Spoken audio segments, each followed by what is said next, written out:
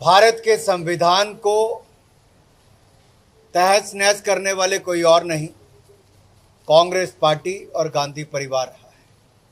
इतिहास गवाह है कि नेहरू जी की पहली सरकार में ही संविधान में जो संशोधन किया गया वो मीडिया का गला दबाने के लिए ही किया गया था। इंदिरा गांधी जी ने तो संविधान की आत्मा ही निकालने का काम कर दिया।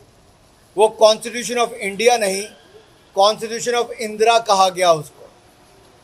और आज श्रीमान राहुल गांधी जी संविधान की बात करते तो उनको याद दिलाना चाहता हूं, लोकतंत्र की हत्या और संविधान को कुचलने का काम 1975 में इंदिरा गांधी जी ने इमरजेंसी लगाकर किया था।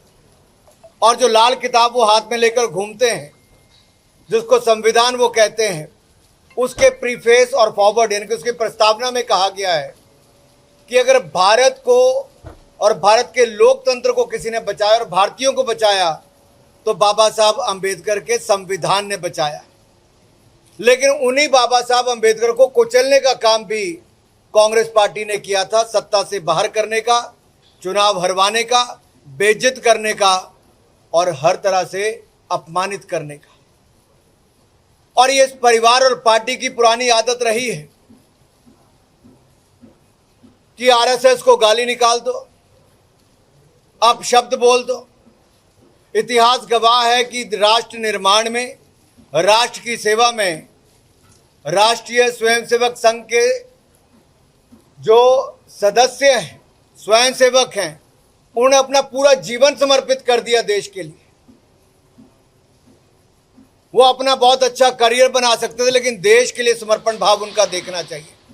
62 का युद्ध हो, इमरजेंसी का समय हो, कहीं पर आपदा हो, आरएसएस के स्वयंसेवक सबसे पहले बढ़कर आगे आते हैं।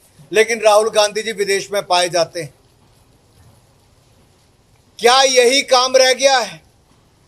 पश्चिम बंगाल में चुनाव की हार, असम में चुनाव की हार, पुडुचेरी में चुनाव की हार, और उसके बाद बिगड़े बोल राहुल गांधी जी के बताते हैं कि आत्मचिंतन मंथन करने की बजाय अपशब्द बोलने पर कांग्रेस पार्टी आ जाए तो कांग्रेस का दिवालियापन और कांग्रेस के नेतृत्व का दिवालियापन दिखता है।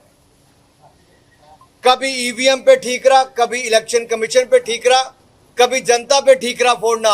अब देश के प्रधानमंत्री को अपशब्द बोलना, आरएसएस को अपशब्द बोलना, ये मोदी जी की लोकप्रियता से घबराते भी हैं, चिढ़ते भी हैं और इतने हलकों का उपयोग ये उनकी अपब्रिंगिंग, परवरिश पर भी प्रश्न चिन्ह खड़ा करता है।